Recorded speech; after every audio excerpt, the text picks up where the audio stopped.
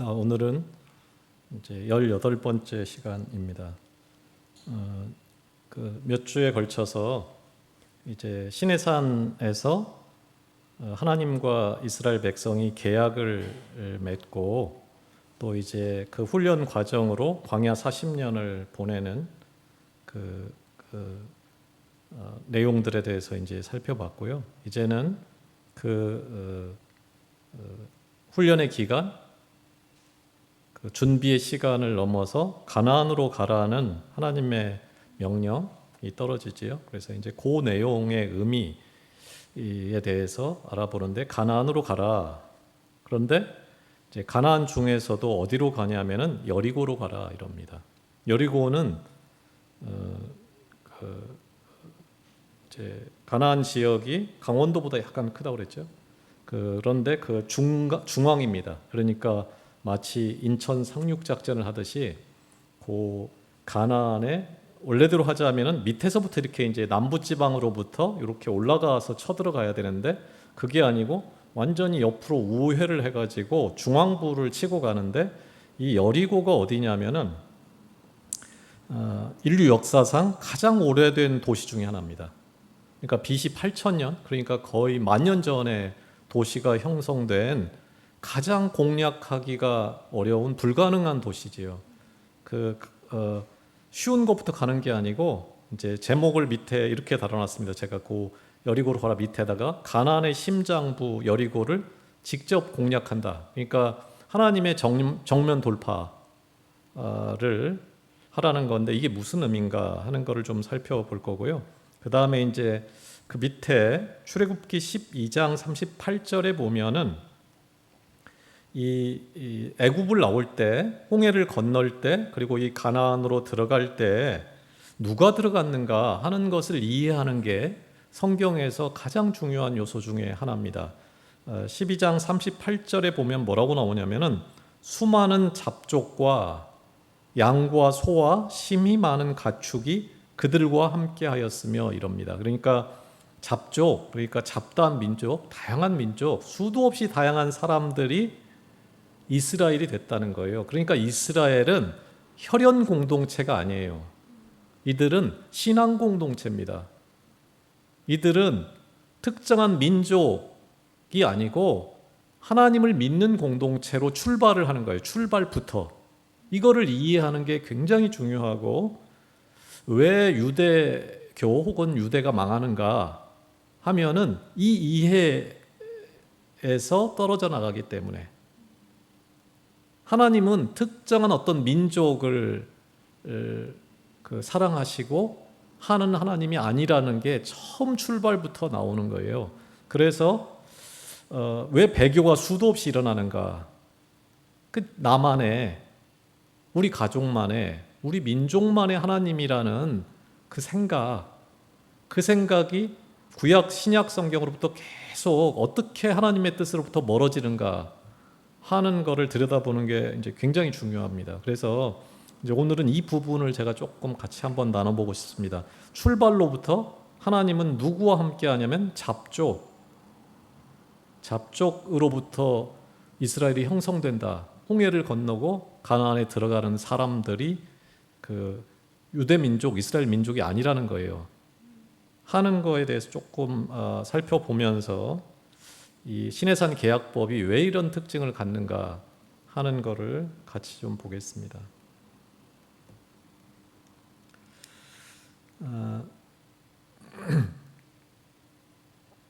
계속 하나님이 세상을 구원하기 위한 계획으로 이제 아브라함 한 사람을 선택해서 또 준비시켜서 그의 후손으로 민족, 조금 전에 말씀드린 대로 여기서 말하는 민족은 신앙 공동체를 말하는 것입니다.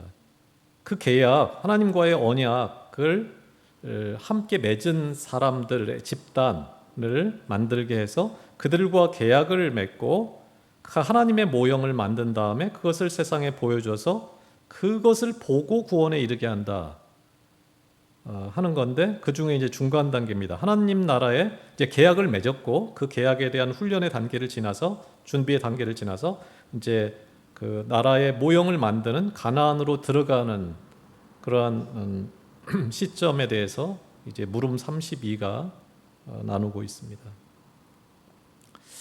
물음 32가 가나안으로 가라 하는 건데요. 가나안이 어딘가? 가나안은 하나님께서 세상 구원을 위한 그 계획을 세울 때부터 그 하나님 나라의 모형을 세우기 위해서 특별히 준비한 약속의 장소가 가나안입니다.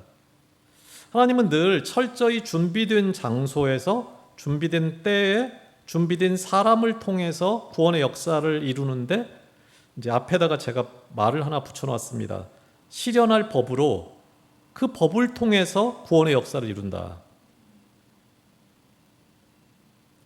그런데 땅은 이미 약속된 땅으로 준비가 되어 갔는데, 뭐가 준비가 안 돼서 하나님이 거기다 공을 가장 많이 들이냐면은 사람을 빚는데 400년 애굽에서 또 40년 광야에서 그 철저한 훈련 시간을 공을 들여서 하나님이 이렇게까지 많은 공을 들인 적이 없다는 거예요. 결국 사람을 빚는데 그 많은 시간을 투여했고, 이제 그 시간이 지나면서 명령이 떨어지는 겁니다. 가나안으로 가라. 그런데 특이한 거는 지금까지 애굽으로부터의 모든 시간들을 주도했던 모세는 어디까지가 그 임무냐면은 느보산, 그러니까 모압 평지지요. 그 가나안으로 들어가기 직전 거기서 유언을 남기고 이제 자기 역할을 마치지요. 그리고 그것을 여호수아에게 넘기는데, 어떤 방식으로 그 가나안에 들어가냐면 언약궤 말씀 상자를 들고 가나안으로 입성합니다. 이게 중요한 겁니다.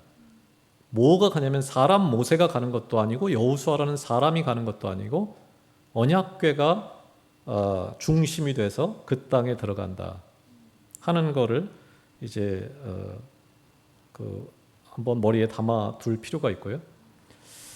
가나안으로 들어가는데 그 가나안이라는 땅을 굉장히 다양한 이름으로 부르지요. 약속의 땅이다, 혹은 계약의 땅이다, 혹은 거룩한 땅이다, 혹은 젖과 꿀이 흐르는 땅이다. 이런 말들로 이 땅에 대한 여러 가지 이름이 붙어 있지요. 근데 이 땅이 고대에서는 생명을 의미합니다. 고대에서는 땅이 없으면 사람이 살 수가 없지요. 그러니까 합의로 가장 비참한 삶을 사는 사람들의 특징이 뭐냐면은 땅이 없다는 거예요. 그 먹고 살 땅이 없으니까 누군가한테 빌붙어서 살 수밖에 없는, 내가 땅을 일굴 땅도 없고 거할 집도 없고 땅이 없는 거예요. 이 고대의 특징입니다. 따라서 하나님은 왜 가나안을 주시는가 하면은 땅이 없으면 살 수가 없는 가장 현실적인 필요지요. 그 가장 절박하고도 현실적인 필요를 채우는 방식으로 하나님이 일을 시작하시는 거예요. 근데 그 땅은 일반적인 세속적인 땅하고는 성질이 다르다 그거예요. 어떤 물질적인 축복이나 재산 증식을 위한 수단으로서 이 땅이 주어진 게 아니고, 조금 전에 말씀드린 대로 약속, 거룩함, 계약, 젖과 꿀이 흐르는 땅이라는 이름으로 이게 주어지는 거예요. 이제 이게 여러 가지 이름으로 불려지는 이유가 뭐냐면은, 맨 먼저 약속의 땅, 이거는 금방 아시겠죠? 아브라함으로부터 이제 이삭, 야곱, 요셉에게 끊임없이 약속했던 땅이지요. 이 땅을 주겠다. 그 다음에 또 계약의 땅이고 거룩한 땅이라고 부릅니다. 거룩하다는 건 뭐냐면 선택된 땅이라는 거죠. 그 하나님의 나라의 모형을 만들기 위해서 준비된 땅, 선택된 땅이라는 면에서 거룩한 땅이다 이렇게 부르고, 그 거룩한 하나님의 나라를 이룰 수 있는 방법이 뭐냐면 계약을 지키는 방식으로 이루어지니까 그게 계약의 땅이다 이렇게 부른다는 겁니다. 또 이제 조금 많이 오해할 수도 있고 이제 의문을 갖는 이름이 젖과 꿀이 흐르는 땅이다 이런 거죠. 가나안에 실제 가보면, 저는 가보진 않았지만 가나안에 늘 이제 지도 이런 걸 보면은 제가 이제 몇 개 그거 드린 적이 있죠. 그 가나안 땅의 구절을 보면 밑에도 사막이고 옆에도 사막이고 또 한쪽에는 지중해가 있고 그래서 늘 이제 누가 쳐들어오면 어디로 오지요? 북쪽. 저 위에 길이 북쪽으로밖에 없으니까 그쪽으로 늘 이제 쳐들어오고 하는 거지요. 그리고 중간에 또 산이 많지요. 산맥이 있지요. 그래서 실제 농사를 짓고 좋게 뭔가를 할 수 있는 땅은 그 지중해 쪽, 그 산 밑탈, 비탈, 요런 일부, 극히 일부만이 이제 사람이 뭔가를 먹고 살 수 있는 그런 아주 척박한 지역이 태반이고, 또 이 거대 문명권의 중심부에 있었기 때문에 끊임없이 전쟁이 일어나는, 사람이 도대체 살 수가 없는, 그러니까 먹고 살려면은 누군가에 뺏어 스스로 농사지어서 그걸로 살 수는 없으니까 약탈이 일상이 되는 땅이고, 또 스스로 내부적인 이런 약탈만 있는 게 아니고 외부에서 끊임없이 전쟁이 발생해서 사람이 도대체 살 수가 없는 땅, 그게 가나안 땅의 이제 실상입니다. 그런데 이거를 왜 젖과 꿀이 흐르는 땅이라고 그러는가 하는 거는, 이 땅은 시내산 계약법 실천을 통해서, 그 법의 실천을 통해서 이 척박한 약탈의 땅을 옥토와 평화의 나라로 바꾸어내라는 사명이 주어진 땅이다. 그래서 그 주변의 모든 그 가나안 부족뿐만 아니고 세상 강대국들이 이 젖과 꿀, 그러니까 거룩한 문화라고 할 수 있습니다. 이 거룩한 문화를 보러 오게 만드는, 그 보여주는 선교의 전초기지로 만들라는 사명의 땅이라는 의미에서 이 이름이 붙여졌다. 그러니까 거룩한 땅은 그 거룩한 사명이 실현될 땅을 의미한다. 이제 이렇게 이해하는 것이 정확한 이해가 될 수 있다 하는 겁니다. 그러면은 이 땅에 들어가는데 어디로 들어가라고 하는가 하면은 여리고로 가라, 이런 명령이 주어졌는데 왜 여리고인가 하는 부분에 대해서 좀 생각해 볼 필요가 있습니다. 이런 거를 우리가 지금 계속 살펴보는 이유는 뭐냐면은 하나님이 일하시는 방식에 대한 이해가 있어야 오늘 우리 시대에 이 하나님의 일을 하는 사람들이 하나님은 어떤 방식으로 주로 일을 하시는가 하는 것을 들여다보기 위함입니다. 성경에 이런 역사적으로 이렇게 여리고로부터 들어가서 이 얘기를 하려는 게 아니고 왜 여리고로 들어가는가에 대한 이해가 그 또 질문이 주어져야 되는 이유입니다. 여리고가 어디냐면 이게 이제 이스라엘 가나안 땅이죠. 왼쪽에 이렇게 이제 지금 빈 땅처럼 보이는 게 지중해죠, 지중해. 그리고 가운데 이제 요단강이 쭉 흐르죠. 그리고 위쪽에 그 가나안 쪽 어쩌고 저에 있는 요 지금 하늘색으로 표시된 위쪽 조그만한 호수 같은 게 이게 갈릴리 호수죠, 갈릴리. 그다음 밑으로 쭉 와서 파란색 좀 넓게 돼 있는 게 이게 사해입니다, 사해. 그 사해 위쪽에 지구상에서 가장 오래된 도시 여리고가 있죠, 여리고. 그런데 정상적으로 보면은 그 화살표 왼쪽에 있는 것처럼 가데스 바네아를 맨 처음에 정탐꾼을 보낼 때 코스죠. 이게 밑에서부터 쭉 올라와 가지고 가나안을 치고 올라가야 되는데 거기서부터 왔으니까. 근데 그게 아니고 삥 옆으로 돌아서 옆구리를 치고 들어가고 있지요. 이렇게 왜 옆구리로 돌아서 중심부를 타격하는 방식으로 하나님은 명령을 하시는가? 그것도 이 가나안 땅 전체에서 공략하기가 가장 어려운 도시가 여리고라는 거예요. 이 여리고로 왜 가게 하는가? 이거에 대한 이해에 대해서 조금 생각을 해보자는 얘기입니다. 남부 진입로를 통해서 자연스러운 진로가 아니고 가나안의 최고 철옹성이라고 할 수 있는 여리고로 가라. 그런데 그게 아니라고 해도 당시에 이 고대 사회에서는 성벽이 이게 높게 쌓인 지역을 공략하는 것은 군사력으로도 사실상 불가능했습니다. 오늘날처럼 뭐 그 성벽을 뛰어넘는 거대한 무슨 무기가 있는 것도 아니고, 그러니까 이제 성경을 보면 계속 나오지만은 아무리 이 거대한 제국도 예루살렘 멸망시키는 게 어렵습니다. 사마리아 멸망시키는 게 몇 년씩 걸립니다. 왜냐하면은 성을 둘러싸고 물이 떨어지고 식량이 떨어질 때까지 그냥 포위하고 있는 게 그 전쟁하는 방식이에요. 그러니까 안에 물이 있고 식량이 있으면은 뭐 어떻게 해볼 수가 없는 거예요. 그 성벽을 뛰어넘어서 어떻게 할 방법은 없으니까 아주 적은 소수로도 그 방어를 할 수 있으니까 그래서 성벽을 쌓는 거예요. 그런데 지금 이스라엘은 군사훈련이라는 걸 해본 적이 없고 광야에서 시내산 계약법을 보면 군사에 관련된 얘기가 하나도 없습니다. 그리고 당시에 이스라엘은 무기가 없었습니다. 이 가나안에 들어가서도 마찬가지인데 이 가나안은 철기 문화가 있었습니다. 당시에. 그런데 이 이스라엘은 기껏해야 청동기 문화 정도였습니다. 그러니까 싸움이 안 되는 거예요.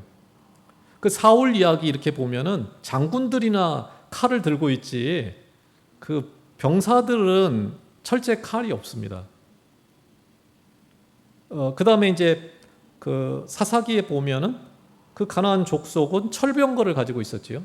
오늘날로 보면 탱크를 가지고 있는 거예요. 근데 이스라엘은 그게 아무것도 없어요. 그러니까 사실상 게임이 안 될 뿐더러 실제 그런 무기나 군사훈련을 했다 그래도 그 철옹성 같은 여리고를 점령하는 것은 현실적으로 불가능한 이야기입니다. 있다 그래도. 정탐꾼 10명이 가데스 바네아에서 보고를 할 때 불가능합니다. 이렇게 말하지요. 그거는 대단히 현실적인 판단이었어요. 맞는 말이에요. 불가능한 거예요. 그런데 40년이 지난 지금 하나님은 가장 견고한 적진의 한복판으로 정면 돌파를 해라. 이게 하나님의 방식이라는 거예요. 부활 후에 갈릴리 어부들에게 예루살렘에 남아라. 가장 뛰어난 오늘날로 치면 신학자들이 우글대고 있는 도시에 갈릴리 어부들에게 남게 합니다. 이게 늘 하나님의 방식이지요. 양치기에 불과했던 모세를 그 지팡이를 들고 애굽의 제왕 바로에게 가게 합니다. 이 하나님의 일하시는 방법에 대한 이해라는 측면에서 이 여리고로 정면 돌파를 지시하시는 그 하나님의 방식, 이거를 아는 것은 대단히 중요하다. 그래서 이제 이 여리고로 가라는 것에 대해서 좀 주목을 해보려고 하는 것입니다. 그러면은 어떻게 여리고를 공략했는가? 가는 건 좋다 이거죠. 호랑이를 잡으려면 호랑이 굴로에 가야 되니까. 그런데 어떻게 여리고를 무너뜨렸는가? 우리가 잘 아는 거죠. 가서 이제 요단강을 건너갔고 법궤를 앞세우고 건너갔고 거기서 할례를 했죠. 그리고 나서 여리고로 갑니다. 여리고로 가서 하루에 한 바퀴씩 엿새 동안 그 여리고 성을 돕니다. 그리고 마지막 날에 7바퀴를 돈 이후에 함성을 질러라. 그래서 그 성이 무너졌다. 이렇게 말하는 거죠. 이 7바퀴를 도는 그 모습을 좀 자세히 들여다보면은 이제 의장대와 나팔을 부는 제사장이 앞장을 서고 그 다음에 법궤를 맨 제사장이 그 뒤를 따르고 백성들이 그 뒤를 따라서 매일 한 바퀴씩 이렇게 돕니다. 그랬더니 그 여리고가 무너졌다. 그러면은 이거를 어떻게 이해할 것인가 하는 건데, 이제 첫 번째 이제 생각할 수 있는 게 법궤의 능력, 법궤의 신비한 능력, 그 법궤가 가진 힘, 그 하나님의 능력이 그 법궤에 있었기 때문이다. 이렇게 생각할 수 있지요. 그것 때문에 무너졌다. 이게 누구의 시각이냐면은 제사장 엘리의 아들들의 시각입니다. 블레셋하고 싸웠는데 전쟁이 잘 안 되니까 뭐를 메고 가지요? 법궤를 메고 가게 합니다. 했더니 어떻게 됐나요? 법궤는 빼앗기고 집안은 모두가 다 죽는, 엘리를 포함해서 가장 비참한 종말을 맞이합니다. 법궤 그 자체의 능력이 있지 않다. 법궤 능력 때문에 그러니까 무너졌다. 이렇게 말하기에는 성경이 그것을 강력하게 부인하는 겁니다. 또 법궤 그 주술적인 능력, 하나님이 법궤를 메고 돌아라. 그거에 대해서 순종을 했으니까 기계적으로 그게 뭔지는 모르지만 아무튼 돌면 하나님이 돌라고 그랬으니까, 그리고 마지막 날은 7바퀴 돌라고 그랬으니까 그 명령에 따랐더니 그런 어마어마한 일이, 불가능한 일이 현실이 됐다. 그렇게 봐야 될 거냐? 그렇게 보는 거는 그건 미신적인 거라는 거예요. 그걸 행하는 사람들이 아무 이해도 못했는데 이걸 왜 도는 건지 도대체, 우리가 지금 이것을 왜 돌고 있는지도 모르는데 그냥 돌라는 대로 돌았더니 하나님의 은혜가 나타났다. 하나님이 그런 하나님이라는 거예요. 성경이 말하는 하나님이.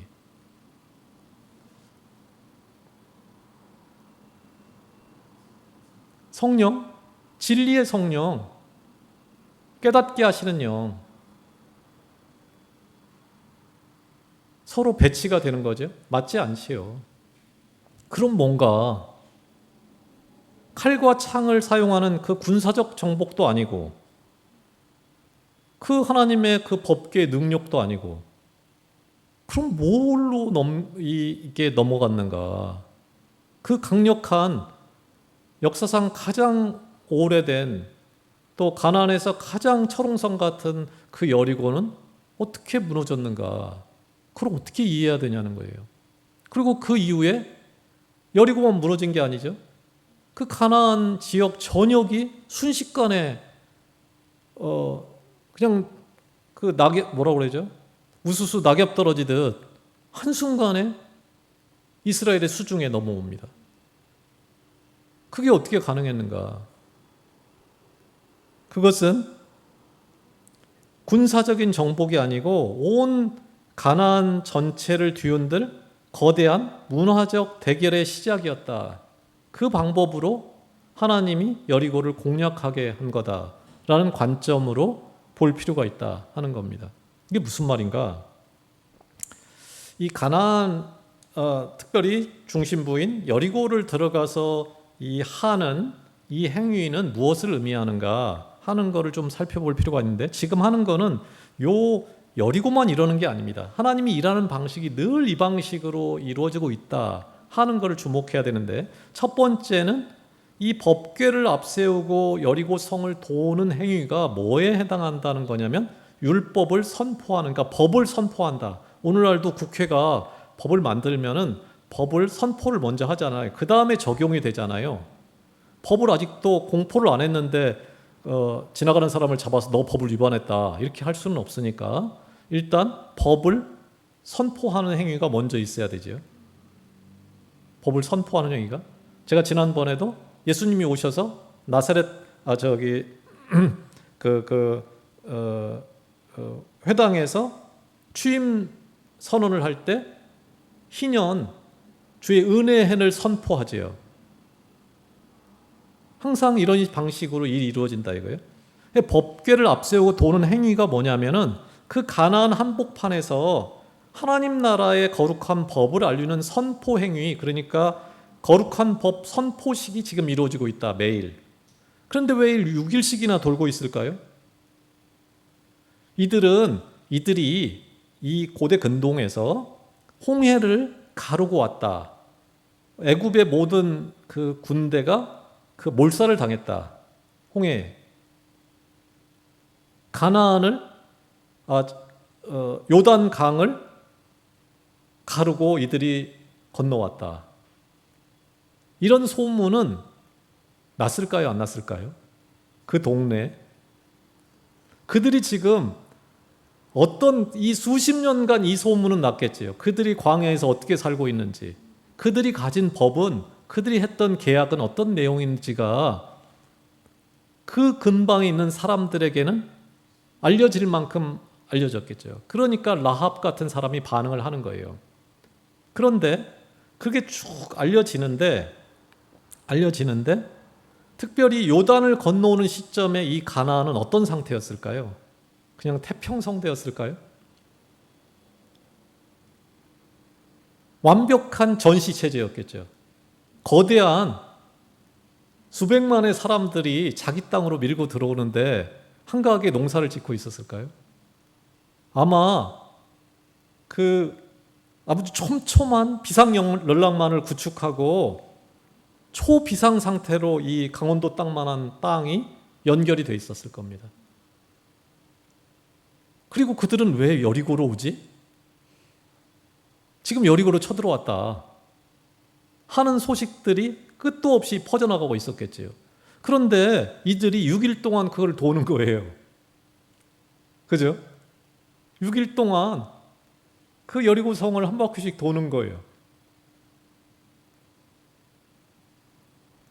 분석을 했겠죠. 쟤는 왜 저러나? 왜 이 성을 돌고 있나? 어떻게 하고 있나? 봤더니 맨 앞에 그 언약궤 그거를 메고서 돌고 있는 거죠. 저건 뭐지? 질문하고 뭔가가 이제 전달이 돼가겠죠. 저게 그 언약궤라는 건데 자기들하고 하나님 그 여호와 그들의 신 여호와와 맺은 계약 문서가 거기 들어있대. 근데 그 계약 문서가 무슨 내용인가 하면은 신분과 빈부, 지위 격차가 없이 가장 작고 비천한 자를 귀하게 여기는 평등한 합의를 위한 법이래. 저 안에 들어있는 게. 그들은 애굽에서 비참한 노예로 살고 있었는데 그들의 하나님이 그 노예로부터 그 합의류들을 꺼내주셨대. 그리고 그들과 계약을 맺었대. 그게 그 주변에 알려지고 전달되는 것은 순식간에 일어났을 것입니다. 가나안 땅은 말씀드린 대로 전시 상황이었고 이 내용은 급속히 전역에 파급되었다는 거예요. 이 소식이 들려지면서 두 가지 반응이 나타나는 거죠. 하나는 그 소수의 지배자들, 그들은 약탈 또 상하관계,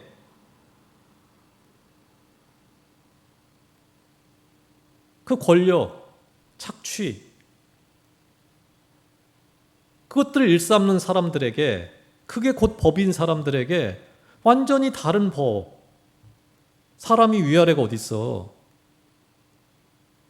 그들에게는 경고, 두려움으로 다가왔고 억압받던 90%가 넘는 절대 다수의 토착 합의류들은 충격을 받는 거죠. 대를 이어서 그런 신분으로 살 수밖에 없었는데 그게 아닌 세상, 그게 아닌 신, 그게 아닌 법, 그거를 들고 빙빙 돌고 있는 그 충격적인 구원의 복음의 소식, 기쁜 소식으로 그게 들려졌다는 거예요. 이게 순식간에 퍼지고 퍼진 소문, 생각을 해보고 이제 적은 겁니다. 저들이 나팔을 불며 앞세우고 행진하는 상자에는 그들의 하나님 여호와와 맺은 계약서가 들어있대. 그 계약의 법이 뭐길래 그걸 메고 다닐까? 한마디로 합의를 위한 법이래. 신분, 지위, 빈부의 격차가 없는 법, 가장 작고 비천한 자를 가장 귀하게 여기는 법, 군림하는 왕이 없이 모두가 평등하게 사는 법. 특별히 가장 중요한 게 이제 제가 노란색으로 했습니다. 모두가 땅을 골고루 분배받아 영원히 소유하는 법.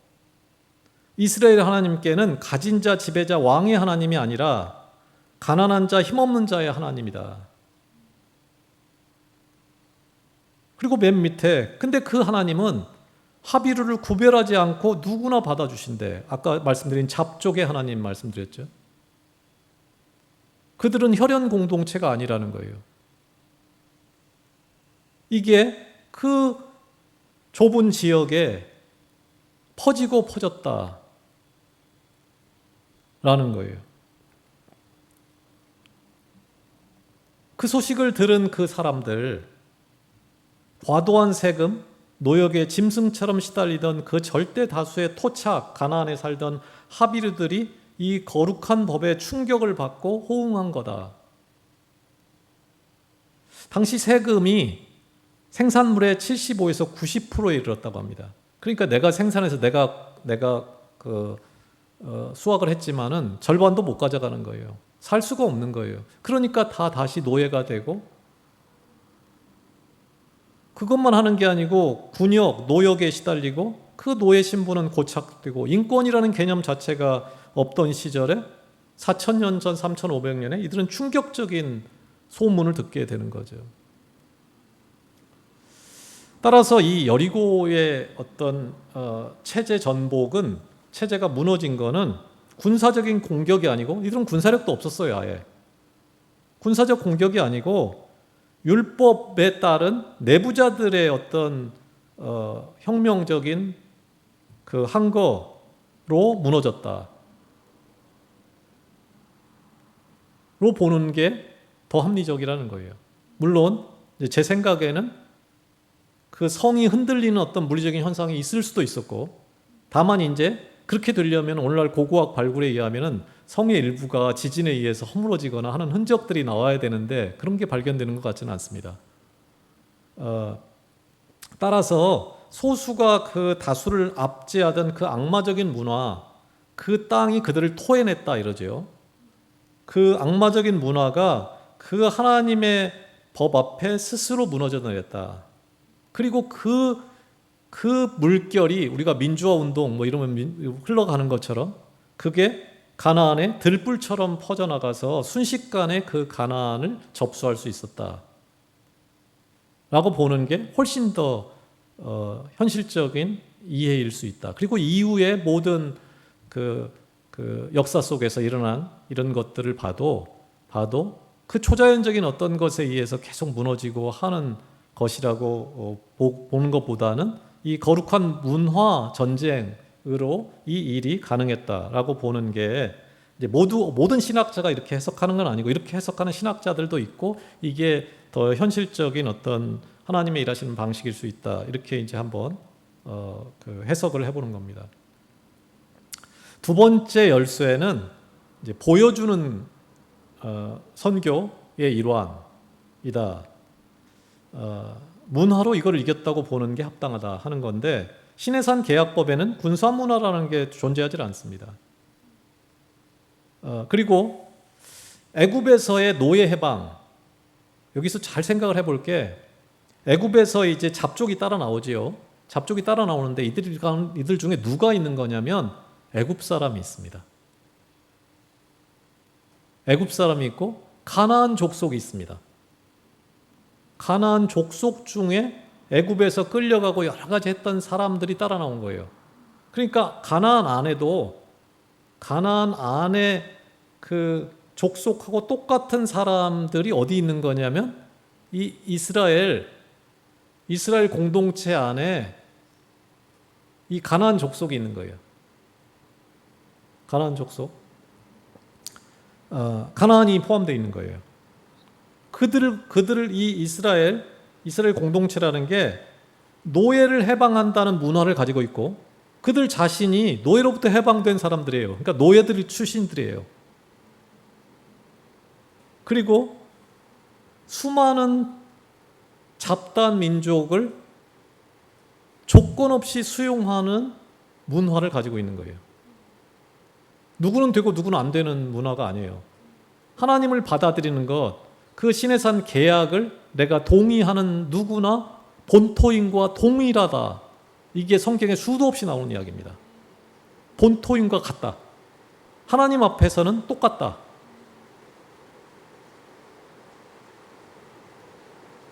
아무 차이가 없다. 이게 거룩한 법의 특징입니다. 그리고 땅을 골고루 분배한다. 이런 문화. 당시 사회에서는 정말 가슴 뛰게 하는 소리들이죠. 숨을 쉬고 살 수가 없는 사람들에게. 그리고 그것은 말이 아니고 실제가 돼서 움직이고 있었죠. 군사력이 아니고 그 거룩한 문화로 악마의 문화를 몰아내는 획기적이고 현실적인 전략을 하나님은 구사하셨다. 그 거룩한 문화, 일종의 보여주는 선교로 여리고를 무너뜨리는 그런 방식을 말해준다, 성경은 하는 겁니다. 이게 오늘날 교회에 어떤 의미를 갖는가? 그것은 말로 전하는 선교의 한계를 말해주기도 하고, 오늘날 종교 다원주의죠. 종교 간 전쟁은 이론이 아니고 세상의 실제를 보여주는 삶의 질, 또 구조적인 문화로 결판이 날 수밖에 없다 하는 것을 보여주는 겁니다. 밑에 있는 두 가지가 오늘 제가 하려는 거에 그 내용인데, 하나님의 진노의 1차 대상이 누군가 하는 거는 세상이 아니고 교회와 교인이다. 성경은 누구에게 말하는 책이냐면 믿는 자에게 말하는 책이고, 수도 없이 나오는 심판은 그 책을 읽는 사람들에게 하는 소리. 두 번째는 하나님은 오늘도 사람을 찾으신다. 준비된 사람을 찾으신다. 그 거룩한 삶의 방식을 문화로 살아내서 그 살아계신 하나님, 보이지 않는 하나님을 보여주는 그 하나님을 생생하게 보여줄 교회와 사람을 하나님은 오늘도 찾으신다. 이거를 이제 기억하면서 여리고로 직진하시는 가장 어려운 문제, 가장 큰 문제를 정면 돌파하게 하시는,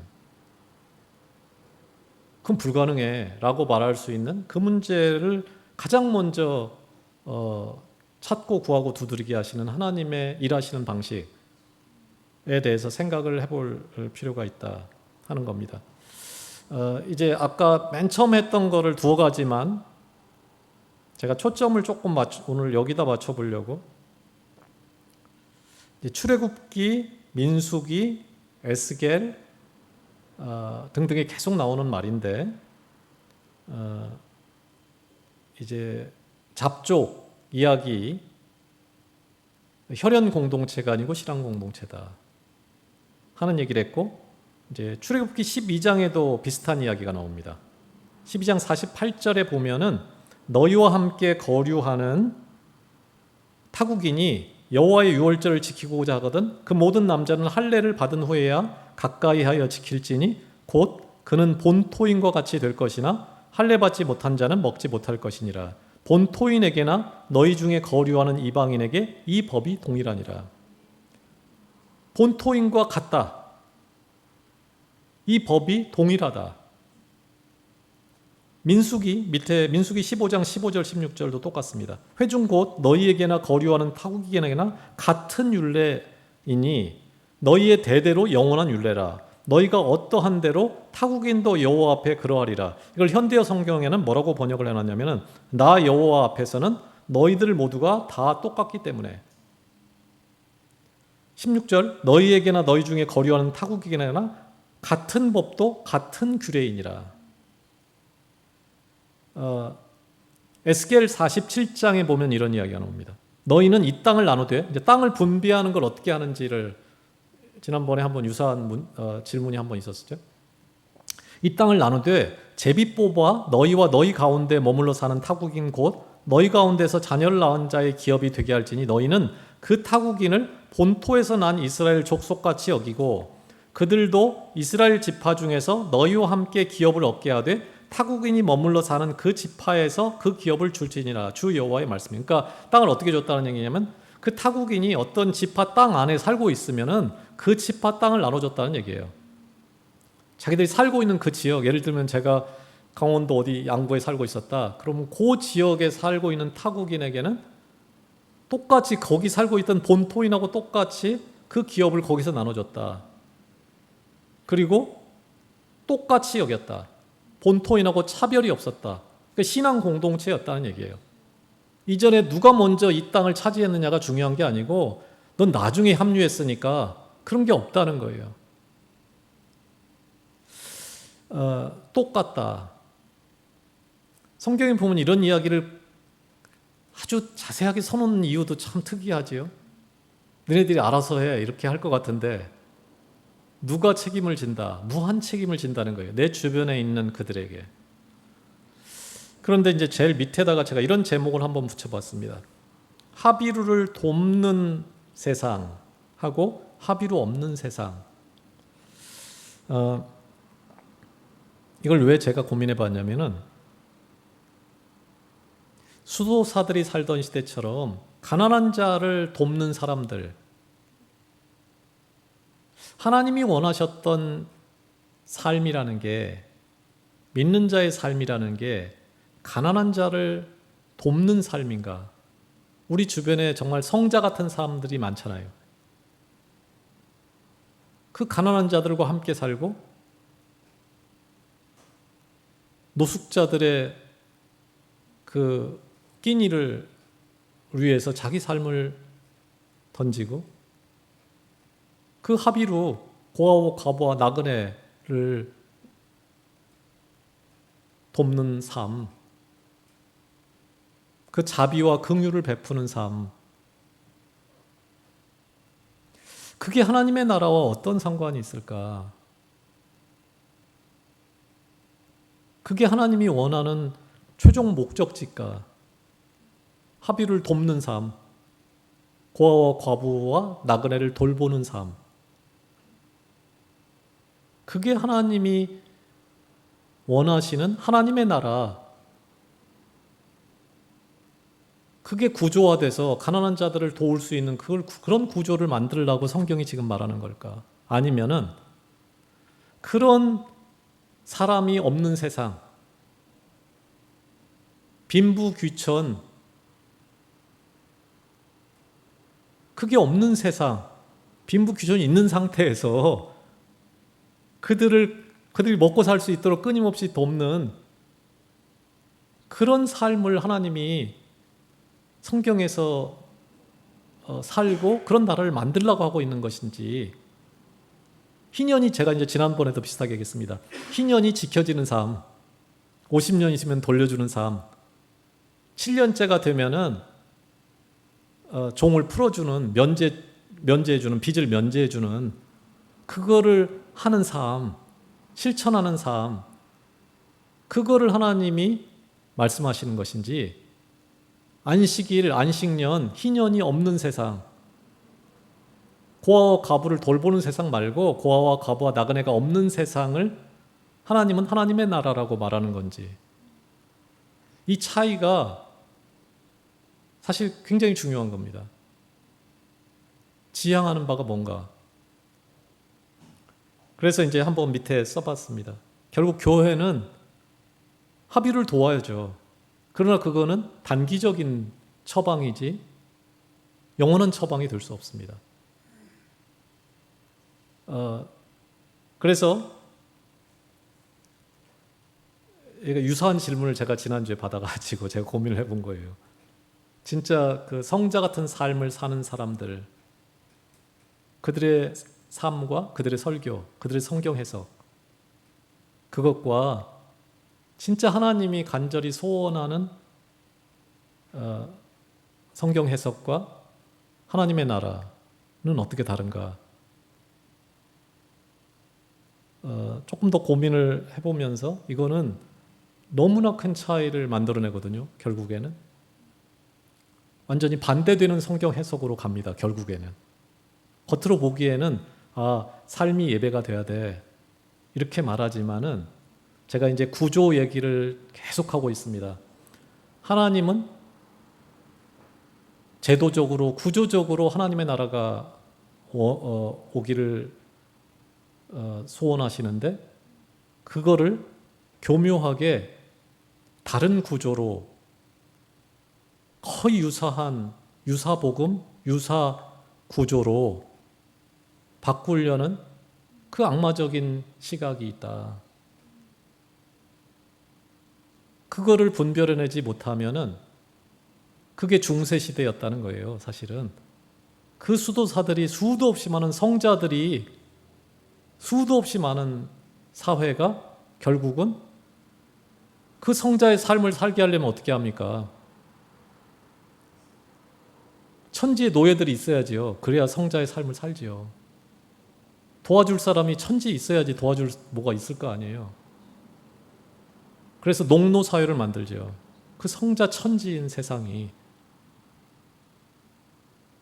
이게 굉장히 다른 부분으로 갈 수 있습니다. 어찌됐든 이 부분을 한번 생각하면서 지금 나온 것처럼 성경은 이스라엘이 가장 개방적인 신앙 공동체인데 이후의 모든 성경의 본문들은 어떻게 되고 있냐면 선민, 가장 폐쇄적인 집단으로 가는 거예요. 그 하나님의 맨 처음에 애굽을 나올 때, 홍해를 건널 때 그 잡족, 천지의 그 공동체가 자기들만의 견고한 벽을 쌓는 그 공동체로 변질되는 것을 성경은 구약이 말하고 있고, 그럼 오늘 교회는 어떠냐는 부분, 그 부분이 한번 깊게 생각이 돼봐야 신구약 성경이 어떻게 연결되는가 하는 것과 좀 밀접하게 분별력을 가지고 볼 수 있다, 이런 생각이 들어서 이 부분을 한번 초점을 맞춰봤습니다. 토론 및 적용 질문. 우리가 하나님께 구하는 축복의 땅, 직장, 물질, 환경과 하나님이 이스라엘에게 주신 그 약속과 계약과 거룩한 땅, 젖과 꿀이 흐르는 땅은 어떻게 다른가? 하나님은 젖과 꿀이 흐르는 땅을 주시는가? 젖과 꿀이 흐르는 땅으로 만들 땅을 주시는가? 그게 어떻게 다를까? 그 다음에 갈등과 척박함이 가득한 우리의 현실, 그게 가정이 될 수도 있고 직장, 교회, 사회가 있을 텐데 그 우리의 현실을 어떻게 젖과 꿀이 흐르는 하나님의 나라로 바꿔갈 수 있을까? 이걸 바꾸는 데 있어서 이제 여리고로 가라는 그것도 한번 생각을 해보라는 거예요. 작은 문제부터 풀어가야지, 이렇게 할 수도 있고, 우리 집이, 우리 교회가 가지고 있는 가장 큰 문제로부터 공격하고 들어가는, 해결하는 방식이 있을 수도 있다. 두 번째는 오늘 그리스도인들이 직면하는 거대한 철옹성 여리고는 뭘까? 그리고 그것을 세상의 방식, 군사력, 권력, 자본 이런 것처럼 어떤 세상의 방식, 뭐가 좀 있어야지 해보지, 이렇게 이제 생각할 수 있겠죠. 이제 근데 성경이 그렇게 하질 않으니까 그 세상의 방식이 아닌 하나님의 방식으로 이 철옹성을 돌파한다, 이럴 때 그게 그 전략이 대체 어떤 것일까? 세 번째는 이제 그들이 여리고에서